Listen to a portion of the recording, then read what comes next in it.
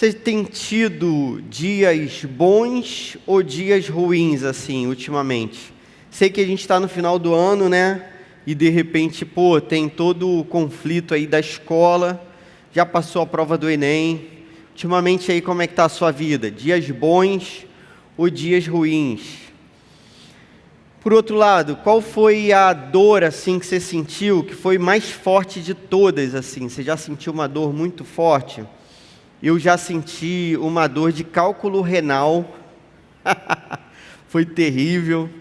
Eu já senti uma dor de ter dado uma facada na minha própria mão.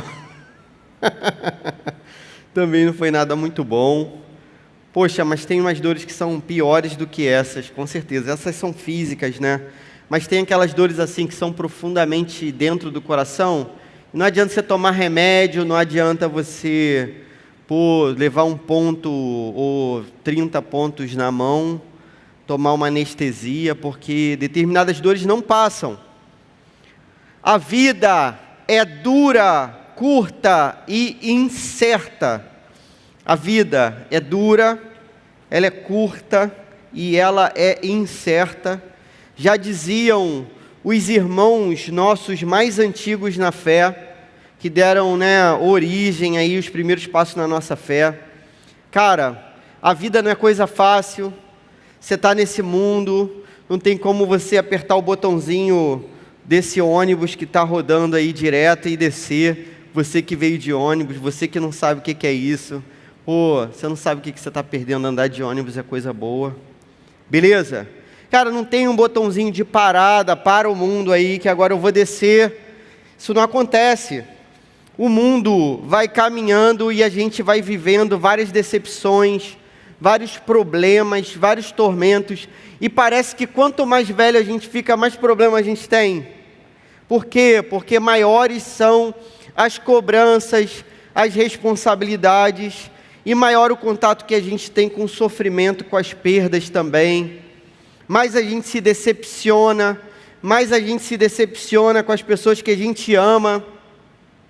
Cara, essa palavra está meio para baixo, assim. A gente começou meio mal. Quando você olha para o livro dos Salmos, você pode ter a impressão, tem 150 salmos aqui. Beleza. Na verdade tem 149, porque 2 salmos estão repetidos. São o mesmo salmo repetido 2 vezes, para ver se você prestou atenção. Você vai lendo salmos assim, aí de repente você lê assim, você pensa, eu já li esse salmo. É para ver se você está ligado. Beleza? Tem 149 salmos, mas distribuídos aqui em 150. Tem um salmo repetido. E quando a gente vai chegando, eu amo esse livro dos Salmos. O que é esse livro dos Salmos? Aqui a gente tem as orações dos nossos irmãos, que Deus resolveu registrar na Bíblia. Da palavra de Deus, essa daqui é a mais humana de todas. São as palavras das pessoas ditas para Deus, registradas nesse livro. É o livro de oração da igreja, é o livro de oração que eu tento caminhar nele durante muitos anos.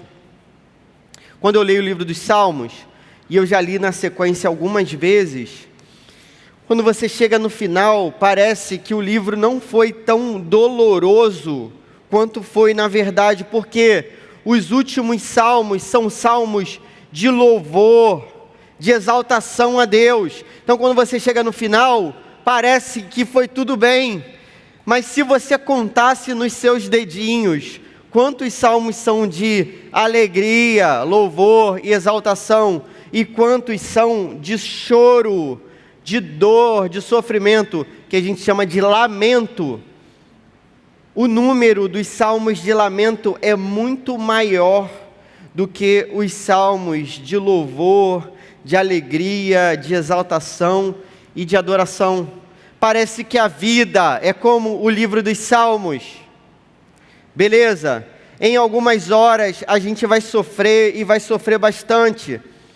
Mas no final, galera, vai dar tudo certo. Final será louvor, exaltação, adoração e alegria. O Salmo 30, que você está com o Salmo aberto aí, não está? Salmo 30 é um salmo de Davi. Então está escrito assim no título: Salmo, Cântico para a dedicação do templo davídico. Esse salmo foi escrito e ele foi meio que atribuído a Davi. Perceba que no tempo de Davi não tem um templo. Essa palavra aqui pode significar casa, pode significar palácio. Então é uma dedicação de alguma construção a Deus. Tranquilo? Cara, imagina que você fez uma obra e terminou essa obra. Pô, aquelas obras que não acabam nunca. Sua casa já passou por uma obra que não acaba nunca? Imagina que você está pegando uma guitarra maneira dessa daqui, igual a da Helena. Fui para uma parte que não tem iluminação, o pessoal fica chateado comigo. Cara, imagina que você está com a guitarra daquela maneira ali. Aí qual o seu projeto? Vou dar uma tunada naquela guitarra, vou dar uma turbinada nela, vou melhorar. E aí você, muda a captação, e aí você muda, algumas questões ali nela para a guitarra ter um timbre melhor. Beleza? Quando você termina de montar sua guitarra do seu jeitinho, você cola seu adesivo. Agora está sem adesivo, tinha um adesivo maneiro ali, foi retirado. Então quando você termina de montar aquela parada, você fica satisfeito. Esse salmo aqui é um salmo de alegria. Só que ele é maneiro porque ele é um salmo de alegria que se lembra das dores que aconteceram antes. Saca só, lê comigo. Eu te exaltarei, Senhor, pois tu me reergueste e não deixaste que os meus inimigos se divertissem à minha custa. Senhor meu Deus, a ti clamei por socorro e tu me curaste. Senhor, tiraste-me da sepultura, prestes a descer a cova, devolveste-me a vida. Cantem louvores ao Senhor, vocês, os seus fiéis, louvem o seu santo nome, pois a sua ira só dura um instante, mas o seu favor dura a vida toda. O choro pode persistir uma noite, mas de manhã irrompe a alegria. Até aqui, amém. Esse salmo é um salmo de exaltação, de adoração e de alegria, e ele vai dizer, a primeira lição para a gente dessa noite: o sofrimento é passageiro. Perceba, o sofrimento é passageiro, o choro dura uma noite, mas a alegria vem pela manhã. É claro que aqui, queridos irmãos, o salmista não está afirmando para a gente algo que seja cronológico ou cronologicamente exato. Tipo assim, vou contar a noite, assim que amanheceu, acabou o sofrimento, e maravilha, alegria agora vem pela manhã. Não, isso é uma figura de linguagem, tudo bem? O que o salmista está querendo dizer para a gente? O sofrimento é limitado, o sofrimento é passageiro. Eu me lembro de uma música, essa música diz assim: toda dor é por enquanto, toda dor é por enquanto, ela é passageira, ela tem um limite, ela tem um tempo para que ela acabe, mas a alegria, essa dura para sempre. Na hora que você está sofrendo, parece que o sofrimento é interminável. Cara, quando você está no meio de um problema, parece que aquele problema não acaba mais. Então você pode, às vezes, estar no meio de um problema familiar. Você pode estar no meio de uma crise, de identidade, de não saber quem você é. Você pode estar no meio de uma crise financeira. Você está estudando numa escola ruim, beleza, porque não tem grana para pagar uma escola melhor. Você pode ter brigado com seus melhores amigos, você pode ter tido uma opção de problema. Quando a gente está diante do problema, parece que aquilo não tem fim. Mas o salmista está tentando lembrar para a gente que ainda que a noite seja longa, E existem noites que são mais longas do que as outras, né? Vocês sabem disso, não sabem? Pô, tem noites que são mais longas do que as outras. Ainda que a noite seja longa e dure muitas noites, ela termina. Um dia o sol nasce. Essa é a certeza que a Bíblia traz para a gente. Todo sofrimento é passageiro, todo sofrimento é temporário. Enquanto ele está presente, ele ainda traz para a gente o sofrimento, uma vantagem. Pô, como assim sofrimento trazer vantagem? Porque nem sempre a gente consegue calcular perfeitamente, de modo ético, aquilo que acontece na nossa história, se aquilo que acontece é bom ou ruim. Vou te dar um exemplo. Pô, história que a gente já contou aqui várias vezes, que outra pessoa conta essa história. Uma vez, um cara, ele ganhou um cavalo. A história já foi contada de outro jeito, estou contando do meu jeito. O cara ganhou um cavalo. E aí, pô, é num tempo que cavalo é maneiro, beleza? Você pensou, ganhou um cavalo, o que é isso? Pensa nos filmes que você viu o cavalo bonito, coisa linda.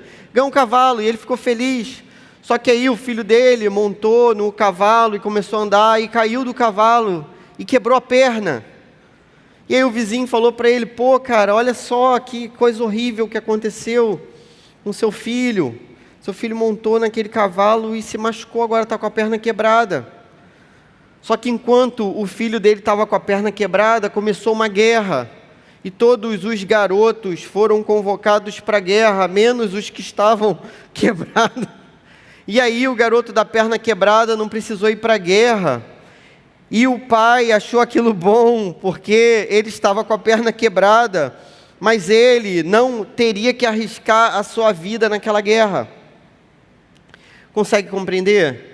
O fato de que o sofrimento está presente não significa necessariamente que esse sofrimento seja algo ruim. Na perspectiva maior, na perspectiva de Deus, o sofrimento é pedagógico. O sofrimento, como disse C.S. Lewis, é o megafone de Deus. Vocês sabem o que é um megafone? Sabem, vocês estiveram no Up Camp. Quem estava aqui no Up Camp? Pô, quem não estava aqui pode chorar agora. Vou dar o lenço para vocês. Cara, o que é um megafone? É aquele negocinho que o pessoal ficava gritando no nosso ouvido o tempo todo, né? Aquela trombeta terrível na nossa cabeça e tal. Aquilo é um megafone. O sofrimento é o microfone de Deus, o alto-falante. Parece que Deus fala mais alto quando a gente sofre. Por quê? Porque o sofrimento nos ensina. Ele nos assemelha, sobretudo, a Cristo. Lembra da imagem de Jesus em Isaías 53? Jesus é descrito como o servo sofredor. Jesus é aquele que sofre intensamente. O sofrimento, ele tem a capacidade de fazer a gente se tornar mais sensível à voz de Deus, porque a gente se coloca numa posição próxima à posição de Jesus Cristo, principalmente quando você sofre pela justiça, quando você sofre porque você fez algo certo, principalmente quando você sofre porque você é crente. Quando você é perseguido por conta do Evangelho, cara, isso te aproxima de Deus profundamente. Talvez se você pudesse contar nos dedos os momentos da sua vida que você mais orou, provavelmente você estava vivendo uma crise. Os momentos que você mais intercedeu por uma pessoa, foi no momento em que essa pessoa estava com um problema terrível. Consegue entender? Quando a pessoa que você ama está passando por um tormento, você intercede por ela. Quando o tormento está na sua vida, você ora muito mais. O sofrimento é passageiro. Mas enquanto ele não passa, ele nos torna sensíveis à pregação do Evangelho, a gente fica mais ligado, menos desatento, a gente ora muito mais, a gente busca muito mais o conselho de Deus e, sobretudo, a gente consegue ter satisfação somente em Deus. Porque saca só, quando está tudo bem, você tem satisfação em tudo que está bem e muito dificilmente em Deus. Mas quando está tudo ruim, tudo muito mal, você só consegue ter satisfação em Deus. O sofrimento serve para calibrar o nosso coração, ajustar o nosso coração, refinar o nosso coração. O sofrimento serve para moldar o nosso coração, para tratar a nossa própria vida. Algo que é importantíssimo para você lembrar quando você estiver sofrendo. Existe um Deus que sabe o que é sofrer. O único Deus que sabe o que é sofrer é Jesus Cristo. Existe um Deus que sabe o que é sangrar. Existe um Deus que conhece toda a dor. Existe um Deus que sabe o que é chorar. Existe um Deus que sabe o que é ser cortado. Existe um Deus que sabe o que é estar sozinho. Existe um Deus que sabe o que é passar as noites em claro, sem dormir, com insônia. Esse Deus é Jesus Cristo. Então Ele entende o seu sofrimento perfeitamente. Ninguém vai te consolar mais do que Ele. Ninguém. Por mais que alguém tenha passado pela mesma dor que você ou parecida, aquele que pode te consolar plenamente é Jesus, aquele que tomou o seu lugar, aquele que levou sobre si as suas dores, as suas maldições, o castigo que traz a paz para você e para mim estava sobre Ele, e pelas feridas dele a gente é curado. A segunda lição que esse texto traz é que a alegria, ela será eterna. A alegria será eterna. Segunda lição desse texto: o choro dura uma noite, mas a alegria vem pela manhã, certamente. Haverá alegria aqui para o povo de Deus. Provavelmente, em alguns momentos da sua vida, você vai viver alegrias que são muito breves e passageiras. A felicidade muitas vezes é projetada para o lugar em que a gente não está. Lembra daquele poema que eu cito toda hora? Vicente de Carvalho é o nome do poeta que vocês nunca ouviram falar. O cara diz assim: a felicidade são dourados pomos. Pomos são pomares, árvores que dão frutos, beleza? A felicidade são dourados pomos, que sempre pomos onde não estamos. A felicidade é sempre colocada no lugar que você não está, sempre projetada para frente.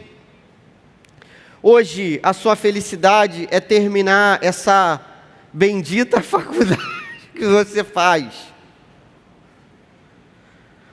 A felicidade do outro é conseguir um emprego, que ele, receba um dinheirinho que pague mais do que a passagem de volta. A felicidade de alguns é conseguir passar na última recuperação desse ano, para ver se não fica reprovado. A felicidade de alguns é ganhar um instrumento e tal. Só que você vai reparar que quando esses dias chegam, essa felicidade dura muito pouco. Eu me lembro que eu projetava a minha felicidade assim: quando terminar a escola já estava insuportável, galera. Quando terminar a escola, terminou, não fui feliz. Agora, quando eu passar no vestibular, passei e fui feliz muito pouquinho. E aí começou a faculdade e era pior do que a escola. E aí, Aí ficou tudo ruim. Aí eu fiquei, cara, tem que acabar essa faculdade, não aguento mais, essa faculdade acabou. Eu pensei, agora eu vou ser feliz. Aí eu comecei a trabalhar, foi pior do que a faculdade e a escola.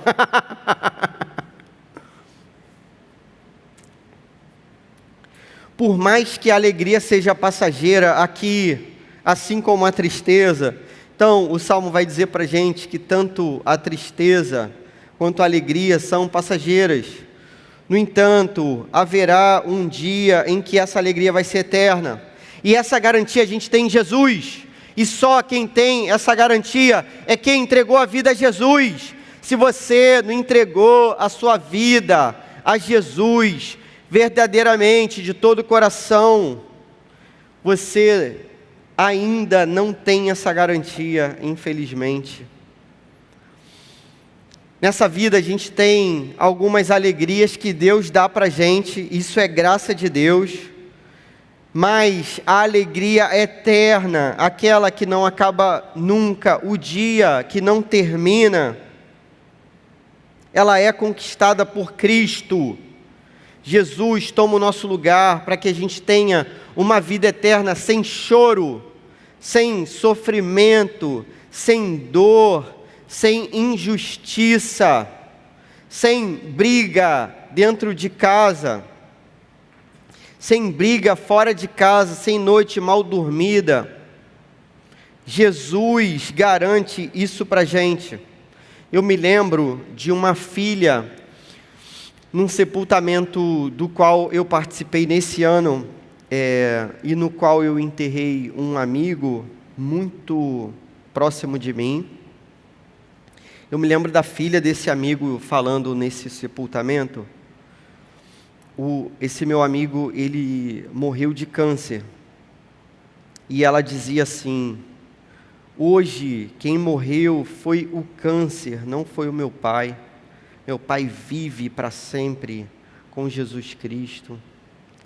Certamente, irmãos, a dor tem seus dias contados. A própria morte tem seus dias contados. A morte irá morrer. Nós participaremos do seu sepultamento no dia em que o Senhor Jesus voltar, resgatar a sua igreja, transformar todas as coisas. No dia em que ressuscitaremos com Ele, nunca mais haverá choro, haverá morte, haverá tristeza, haverá sepultamento. A alegria, ela será uma manhã de um sol que não se põe nunca. Não haverá crepúsculos no novo céu e na nova terra. A gente vai viver eternamente com Cristo. O choro dura uma noite, mas a alegria logo vem. Que ela venha com o Senhor Jesus Cristo. Amém? Como que a gente aplica essa palavra na nossa própria vida? Faça como o salmista, transforme o sofrimento em orações e canções de louvor a Deus. Única aplicação dessa noite, faça como o salmista, transforme o sofrimento,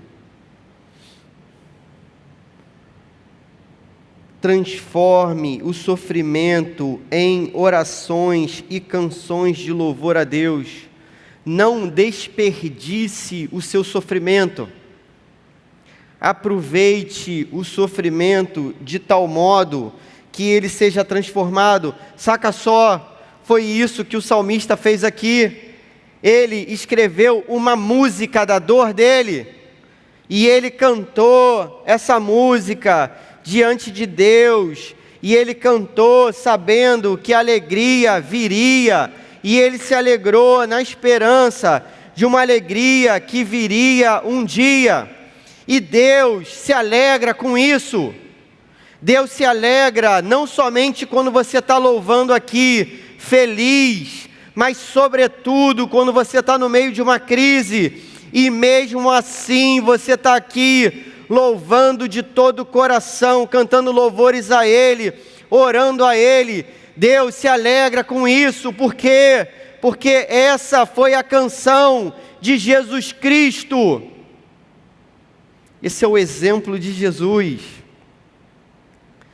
Na última ceia, Jesus, prestes a ser traído, a ser esmurrado, a ser cuspido, a ser desnudado, a tirarem a roupa dele, a ser humilhado, a ser crucificado. Jesus, sabendo de tudo o que aconteceria, Jesus se levanta e canta louvores. No meio do seu sofrimento, você deve louvar a Deus. No meio do seu sofrimento, você deve escrever canções de louvor com a sua vida, para que você seja testemunha de um Deus que faz algo extraordinário, porque é fácil você estar bem e estar cantando bonitão ou bonitona. O difícil e o impossível e o improvável e o inacreditável é você estar no meio de um tormento, no meio de uma tempestade, cantando e louvando a esse Deus. Escreva, publique nas mídias sociais o seu louvor, ore, louve, mexa-se, dance.